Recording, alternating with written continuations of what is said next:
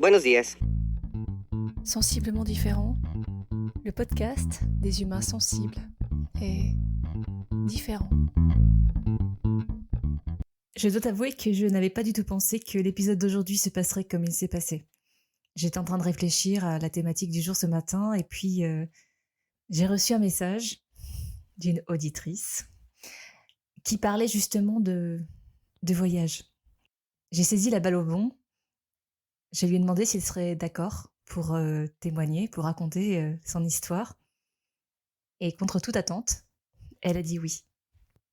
Je tiens à remercier sincèrement toutes celles et tous ceux qui m'envoient des messages. Vous m'inspirez. C'est vraiment un kiff dans ma vie, tout ce qui est lié à la spontanéité et la synchronicité. Salut! Cet épisode fait partie d'un challenge du podcast J'envoie 2023, initié par la géniale équipe de l'Académie du podcast. Et j'en profite pour souhaiter un joyeux anniversaire à Amélie Delobel. Un jour, un thème, un podcast. Le sujet du jour, c'est un voyage transformateur. Tu vas rencontrer Elise et son voyage incroyable. Je ne voudrais pas te spoiler, mais je t'invite à te laisser emporter par son voyage autant extérieur qu'intérieur. Et je te donne rendez-vous à la fin de cet épisode. Je m'appelle Magalidé, je suis un humain, maman 4 fois, thérapeute en kinésiologie, enseignante pendant 20 ans dans tous les sens, chercheuse et amoureuse de la vie, mi-punk, mi-poète. Je t'invite aujourd'hui à cheminer avec moi.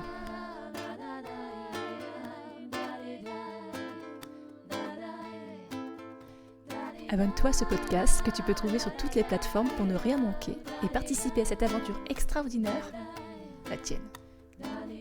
Tu peux choisir d'être simple auditeur ou de devenir acteur.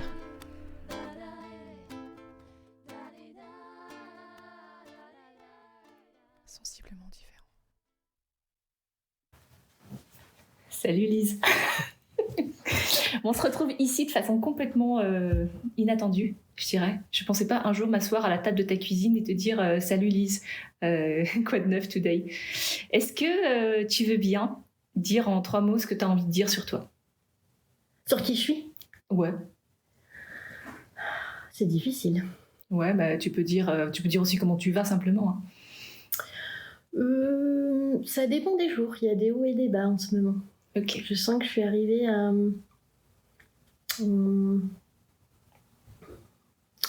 je suis arrivée à une fin qui nécessite un nouveau début. C'est parfait ça. C'est une période de transition. C'est ça. Tu fais quoi dans ta vie? Je fais quoi dans ma vie? Alors en ce moment, j'ai la liberté de pouvoir choisir ce que je fais dans ma vie. C'est pendant génial. quelques mois. Ok. Sinon, ça dépend comment j'ai envie de me présenter. Soit je dis que je suis juste une serveuse, soit je suis juste une maman, ou soit je suis 36 personnes à la fois. Peut-être que tu es 36 personnes à la fois. Peut-être, ouais. Ok. Merci pour cette présentation. Là, ce qui nous amène aujourd'hui, en fait, c'est une conversation qui a eu lieu ce matin même et où tu me racontais, enfin, tu disais en tout cas que tu avais vécu en Roumanie pendant 1 an. Et en fait, ça m'a fait tilt complètement parce que j'étais en train de réfléchir à mon sujet du jour qui est un voyage qui vous a marqué ou transformé. Et en fait, je me suis dit, attends, elle est en train de me parler de Roumanie, de voyage. J'ai un peu saisi l'opportunité comme elle se présentait et je t'ai dit, Lise, est-ce que tu es d'accord pour parler de ton voyage? Et ce à quoi je ne m'attendais pas, c'est que tu as dit oui. Moi non plus, en fait, je crois que je m'y attendais pas. T'es un peu barré, non? Ouais, je crois. J'aurais pu dire ça d'ailleurs, dans qui je suis. Oui, mais je crois que c'est ça. Peut-être que c'est ça qui nous unit. Et est-ce que tu veux bien parler justement de ce voyage ou pourquoi tu as choisi ce voyage-là comme voyage de transformation? C'est vrai parce que en fait, j'aurais pu en choisir plein d'autres. Parce que j'ai visité plus d'une dizaine de pays d'Europe. Okay. Je suis allée aux États-Unis, je suis allée aux Antilles plusieurs fois, et pourtant, je crois que celui-là, il restera comme un peu comme un avant et un après. Ok. Donc, il a vraiment été marquant dans ton chemin de vie.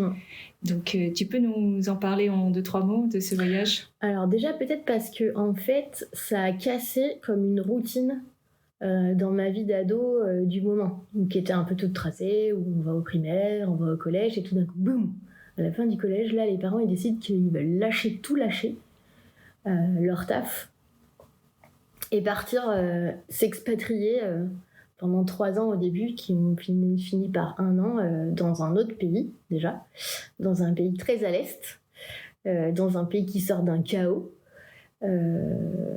et qui est très différent de ce qu'on vit à ce moment-là chez nous, quoi. Donc toi, tu as 15 ans quand tu pars? J'ai 14 ans quand je pars, j'ai 15 ans là-bas. Ok. Donc tu as 14 ans, tu découvres un pays, vous partez en camion, vous traversez la France, vous traversez l'Europe, vous débarquez devant une frontière. Ouais.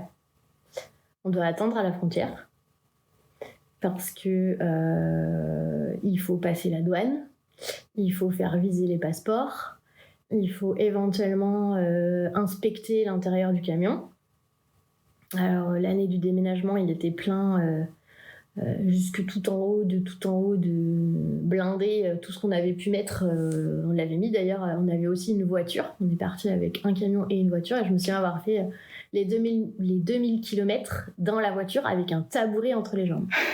Okay. Il n'y avait pas de place ailleurs pour mettre ce fameux tabouret. Oui, ça marque une vie quand même. Ouais.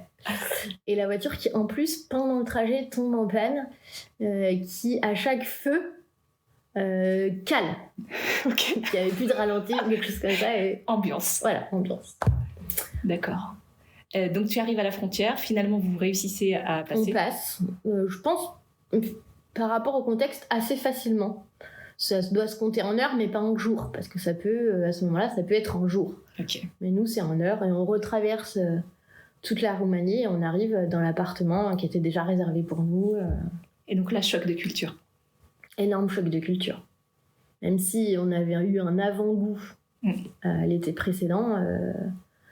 Alors, je crois qu'une des conditions, une des seules conditions qu'on avait données aux parents avec ma sœur, c'était par contre, on n'arrive pas la veille de la rentrée parce que on veut voir comment c'est, où elle est l'école et tout ça. On est arrivé la veille de la rentrée. Voilà. Ne jamais dire ne pas. Voilà. Ok. Donc les meilleures conditions pour se sentir à l'aise dans un nouvel environnement. Se sentir, ouais, tout à fait. Ok. Donc là, si tu dois résumer ce qui t'a vraiment marqué dans le contexte, tu parlais de l'accès à l'eau notamment. Alors l'accès à l'eau, on va dire que nous on n'est pas trop mal lotis parce que on a quand même, on est dans un appartement qui est dans la rue la plus moderne et aisée de la capitale, et donc on a quand même de l'eau, on va dire 70-80% du temps toujours qui sort au robinet. Okay. Pas toujours clair. Okay. Mais globalement on a de l'eau. On n'a pas non plus de problème d'électricité, ou peu. En tout cas, c'est pas très très marquant, mais c'est pas le cas partout. Par exemple, c'est pas toujours le cas à l'école. Parfois, il n'y a pas de chauffage à l'école, qui est une école française, qui fait partie de l'ambassade, etc. Où il fait très chaud, au contraire, parce qu'il n'y a pas de demi-mesure. Le climat, ça a été une des choses les plus rudes de cette année-là. Entre le -20 l'hiver et le 45 l'été. Ok, du continental pur, quoi. Voilà, bien... Donc ça, t'étais pas habitué, on n'était pas prêt, et puis après, les 40 l'été, il n'y a pas de clim, c'est... Ouais, c'est 40 net. C'est 40, voilà. en pleine tronche. Ok. L'école là-bas, peut-être tu as noué des liens avec les jeunes de ton âge? Alors, l'école là-bas, donc moi, en fait, je rentre au lycée. J'arrive là-bas, c'est mon année de seconde. Seconde, ok. Je rentre au lycée. Bon, déjà, c'est un peu rude parce que c'est l'entrée au lycée. Et en plus, il y a en gros une classe. Une classe de seconde, une classe de première, une classe de terme. Et en gros, une classe de 15 personnes. Ok. Et dans les 15 personnes, il doit y avoir 5-6 Européens. Les autres, c'est des Roumains. D'accord. Donc, je crois que dans ma classe, il y avait 2 Français. Ouais, je crois que c'était tout. Après, il y a d'autres gens qui sont arrivés entre-temps. J'ai noué une grande amitié avec une Hongroise qui était aussi, elle, expatriée, mais qui avait préféré venir dans l'école française plutôt que dans l'école américaine, parce qu'en général, les autres nationalités, elles allaient plutôt à l'école américaine. Et là, la langue que vous partagez avec cette Hongroise, c'est... Eh ben, le français. Ok. Puisqu'elle avait déjà fait un peu de français à l'école, comme nous, on apprend l'anglais ou l'espagnol et tout ça. Et en fait, en gros, elle va se reposer beaucoup sur moi pour prendre ses cours, parce que je lui file quasiment tous mes cours, et elle retraduit tout en arrivant chez elle, avec le dico, le courage, tout ça. Ouais. Une belle personne, une personne hyper courageuse. Tu as gardé son contact? Ouais. Ouais, génial. Ouais. Alors, ça fait hyper longtemps qu'on s'est pas vu, mais ouais, on s'est retrouvés sur les réseaux il y a 6-7 ans maintenant, et on s'envoie des messages pour les anniversaires, pour la bonne année. Ok, ça reste un lien, en fait. Ouais, je pense que je la reverrai. Ouais, tu l'as dit, c'est enregistré de toute façon. Oui, donc, non, maintenant, c'est bon. je ferai la démarche pour aller. D'ailleurs, j'aimerais bien la revoir en Hongrie. J'aimerais bien aller en Hongrie pour la voir. Ouais, ça vaut le coup d'aller directement sur son terrain pour le coup. Ouais, et puis en plus, elle a un chouette. Enfin, ouais, elle a vraiment un très chouette univers. Elle dessine des costumes pour le théâtre et le cinéma. Ouais, génial. Ouais. Bah, encore, on parle de créativité, ça revient sur le terrain quand même, cette histoire. C'est une super créatrice. D'ailleurs, elle a passé... Donc nous, on est partis après la seconde, on est rentrés, mais elle a continué. Et elle a passé un bac d'art en France, puisque en fait, elle est restée dans l'école française, elle est venue le passer à Strasbourg. J'étais allée la voir quand elle a passé son bac, je suis allée à Strasbourg pour... génial. La voir quand elle a passé ses études. Donc, t'es quand même sortie de ta zone de confort de façon XXL, on va dire, hein, parce que tu t'attendais pas à ça, c'était pas forcément quelque chose, c'était pas un projet. J'étais pas très contente d'y aller, voire pas du tout contente en fait. Et jusqu'à ce qu'elle arrive, je crois que j'étais pas très bien. Okay. Et ma sœur non plus d'ailleurs. Et après, je me suis beaucoup attachée à elle. En fait, après, j'avais presque plus envie de partir. Parce que vraiment, c'était presque devenu mon âme sœur, tu vois. On était vraiment... C'est comme si, de toute façon, toutes les deux, dans la galère, on allait s'aider pour se sortir de cette situation. Tout surmonter, quoi. Et en faire un truc où, finalement, on est sortis ensemble, on est allés dans des soirées, on a fait des trucs... on a vécu notre jeunesse, en gros, au-delà de notre environnement. Mais ça, c'est une rencontre du commun, quoi. C'était fabuleux. Et ses parents étaient vraiment... Enfin, j'ai fait plein de trucs avec elle. Son père, il travaillait dans la compagnie aérienne roumaine. Du coup, je suis allée dans le cockpit d'un avion. Et le pilote, il a bougé le manche de l'avion comme ça devant moi pour me montrer ce que ça faisait, tu vois. Genre quand tu tournes à droite, quand tu tournes à gauche, j'étais là, il y a des gens dans l'avion, pourquoi il fait ça? On est en plein vol. C'est ça.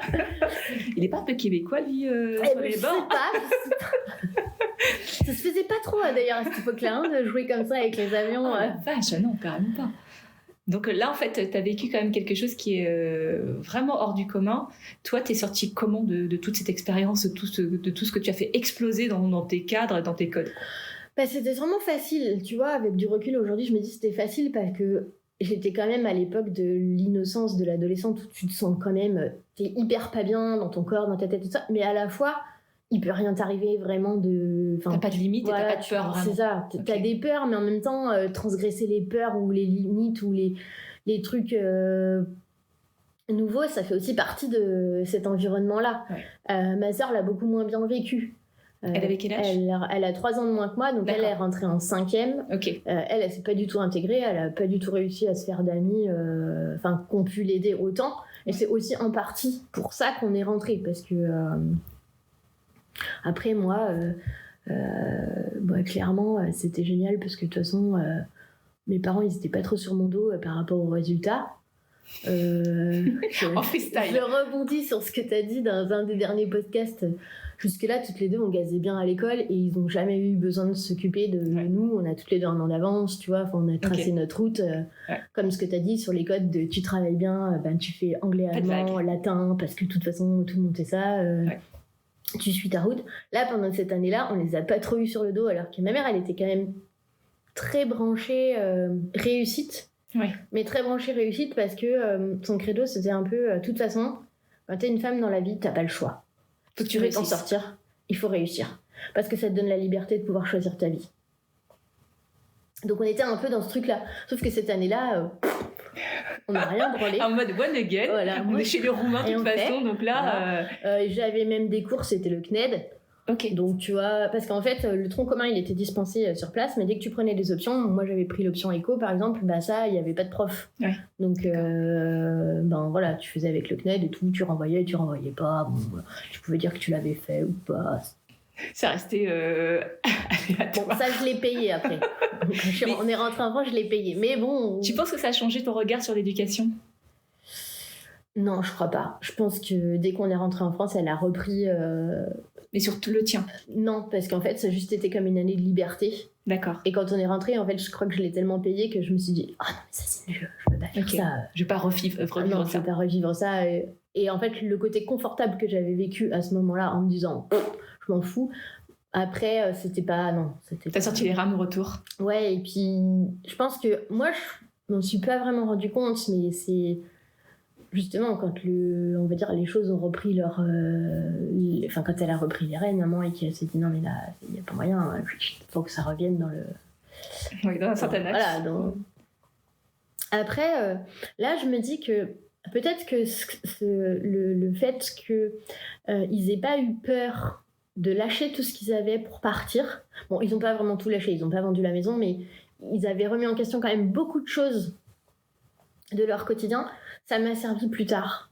Ok. Ça m'a servi quand nous, on est arrivés ici, où on a fait un peu la même chose, c'est-à-dire qu'on avait une vie, on va dire, confortable sur le papier.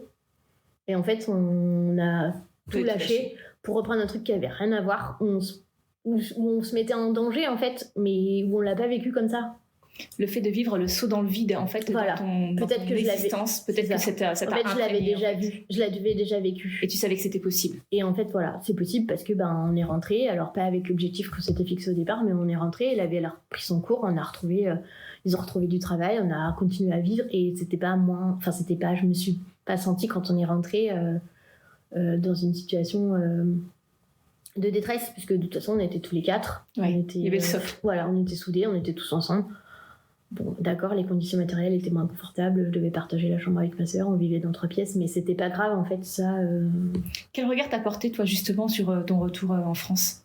Et sur les gens, sur leur façon de vivre ou sur les relations que t'avais avec eux ? Alors, je pense qu'avec le temps, ça s'estompe. Hein. C'est un peu comme le Covid, on a dit il y a un avant, un après, on prend plus conscience de plein de choses, mais après ça s'estompe. Mais quand on est rentré vraiment... le décalage il était fort et en fait des fois j'étais en colère contre les gens qui se plaignaient, tu vois, de me dire mais arrêtez les gens, juste le fait d'avoir une douche tous les jours, du chauffage, de pouvoir aller dans le supermarché, d'avoir de l'abondance de nourriture, ça a remis en perspective en fait les besoins fondamentaux et ce que c'est que justement avoir besoin ou avoir ce que c'est que posséder quoi. Ok. Est-ce que ça t'a marqué dans tes choix ? Je sais pas, je suis pas sûre que ce soit que ça m'ait guidée ou impacté dans mes choix, mais par contre ça m'a souvent impacté quand de temps en temps moi aussi je partais à la dérive en me disant ah ouais j'aimerais bien voir ci, ah ouais j'aimerais bien ça, me dire allez c'est bon arrête. Là, tu sais ce que c'est que le vrai besoin. Tu regardes tout ce que t'as au lieu de voir ce que t'as pas. Aujourd'hui, tu te sens dans une phase de transition. Est-ce que tu penses que cette expérience qui ressort aujourd'hui, elle est aussi une force chez toi qui peut te permettre de t'inspirer pour avancer ? Eh ben, en fait, c'est ça qui me dérange aujourd'hui, c'est que j'ai l'impression que je suis devenue plus frileuse. Et c'est ça qui me perturbe. Parce que je me demande pourquoi. Là, j'y arrive pas. Ok. Et si tu te remets dans la peau de celle qui était en voyage à cette époque-là, qu'est-ce que tu ferais là que tu n'as pas encore Je crois qu'en fait, il y avait maman. Ok. Et j'ai l'impression que c'est ça là qui bloque. Ouais. Parce que quand on est arrivé là, elle était là aussi. En fait, c'était juste de me dire, ok, le socle il est là. Et si ça marche pas, si on n'arrive pas à gérer la crêperie, si ça foire, on s'en fiche.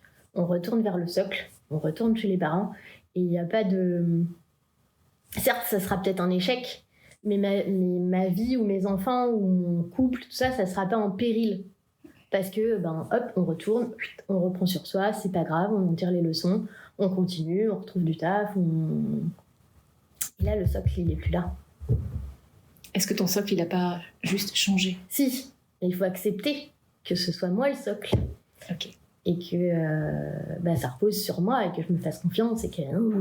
Est-ce que tu peux être juste ton propre socle ? C'est ça. Et c'est pour ça que là, je suis en difficulté, parce qu'il faut que j'accepte d'être mon propre socle. Ok. C'est un chemin. Et et de plus forcément avoir avec la même facilité un plan B. Pourquoi ? Parce que y a plus le truc de... en fait, je crois que c'est un truc qui se joue entre l'adulte et l'enfant. Ok. C'est que tant que en fait, j'avais mes parents, je pouvais revenir dans la position de l'enfant avec les parents qui disent mais t'inquiète pas, ça va bien se passer, tout ira bien. Et ça, en fait, là maintenant, il faut que je le gère moi-même, quoi. Tu sais qu'en fait, ces phrases-là qui disent, ce sont juste des mots, mais qui n'ont la certitude de rien non plus quand ils le disent. Oui, mais bien Donc, sûr. en fait, tu peux utiliser les mêmes mots. Des phrases que nous, on dit aussi à nos enfants et qu'on n'est pas du tout sûr de ce qu'il va se passer derrière. Exactement. Mais en fait, c'est juste un acte de foi quelque part. Te dire que tu auras la force de faire face et tu auras la créativité de rebondir. Et en plus, le pire, c'est que j'en suis sûre. Tu vois, je suis sûre que j'aurai la force de le faire. Et la créativité aussi. Mais en fait, j'ai pas encore l'élan de lâcher et de me dire ok, là... Je crois que en fait, ce qui m'a aidée aussi quand on est venu là, c'était les enfants. C'est-à-dire que je le faisais pour moi, je le faisais pour Laurent, je le faisais pour nous. Je le faisais aussi parce que dans tous les cas, il allait se finir quelque chose, je pense, dans mon ancienne activité professionnelle. Mais je le faisais aussi parce que j'avais la sensation que c'était bon pour mes enfants. Alors, je vais te proposer un truc. C'est de garder cette énergie, en fait, de te dire que tu peux le faire pour tes enfants. Mais les enfants, en fait, tu peux les impacter par des discours ou par des phrases qui sont rassurantes. Mais surtout, et tu l'as dit toi-même, tu les impactes par ce que tu fais. Oui. D'accord ? Donc, si tu ne trouves pas la force de faire les choses pour toi-même, en tout cas, tu peux avoir conscience que ce que tu vas faire et ce que tu vas oser faire, c'est que tu vas leur permettre de le faire aussi. Oui. Tu vois ce que je veux dire ? Oui. Et ton socle, en fait, il est toujours là. C'est le même socle, tu as la même force, en fait. En plus, tu as grandi et tu es nourri de l'amour que tu as reçu. D'accord ? Et ce socle-là, en fait, il est juste une question de regard que tu vas poser.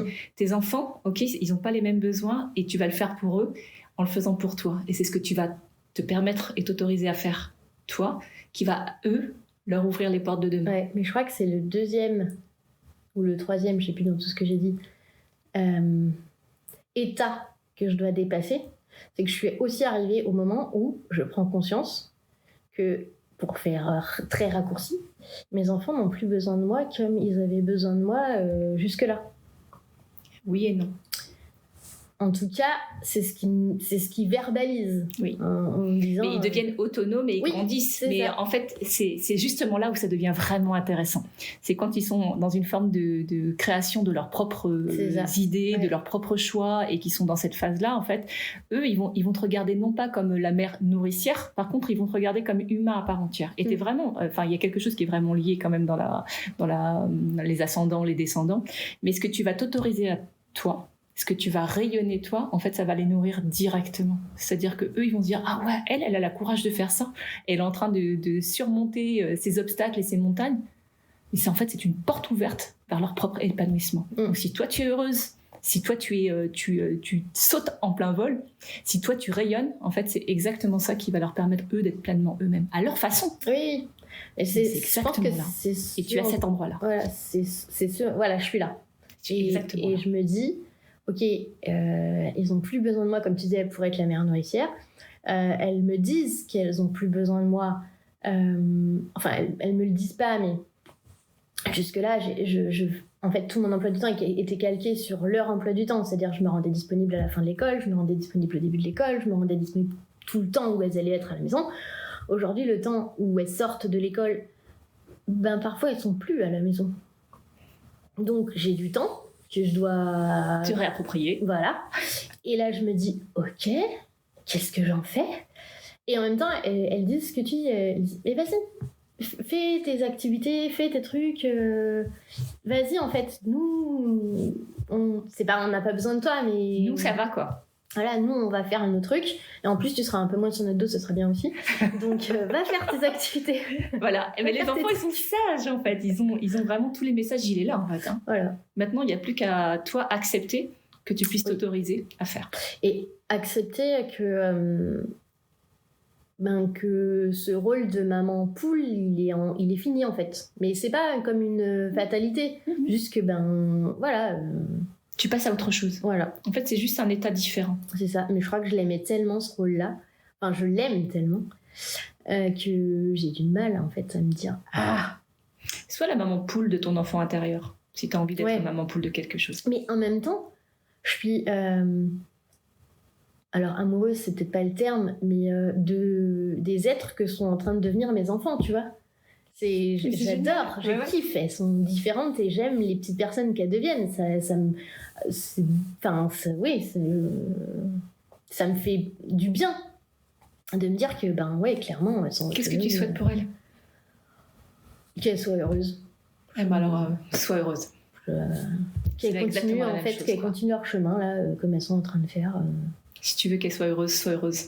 Tu vois, ça va vraiment, les chemins ils vont se matcher comme ça en fait.